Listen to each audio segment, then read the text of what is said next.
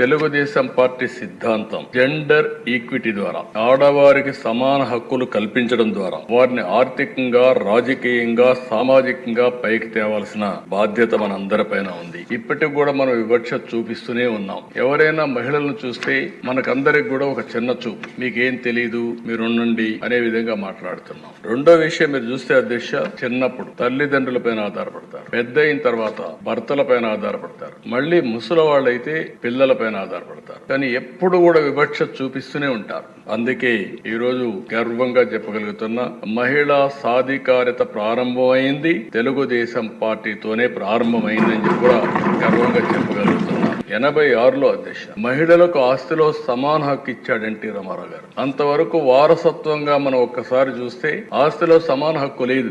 ఆడపిల్లలుంటే పెళ్లిళ్లు చేసి పంపించేస్తున్నాం, ఆస్తిలో హక్కు లేని పరిస్థితి తీసుకొస్తున్నాం, సెక్యూరిటీ ఇవ్వలేని పరిస్థితికి వచ్చాం. అది తీసుకొచ్చిన తర్వాత అధ్యక్ష డిమాండ్ చేసే పరిస్థితికి వచ్చారు ఆడబిడ్డలు. I'm proud to say that. ఎవరైనా సరే అది అయిన తర్వాత ఈ రోజు చూస్తే 40 ఏళ్ల ముందే తీసుకొస్తే 2005లో దేశంలో దీన్ని చట్టంగా తీసుకొచ్చారు, మహిళలకు ఆస్తిలో సమాన హక్కుని. అయితే మన రాష్ట్రంలో మనం అందరం గుర్తు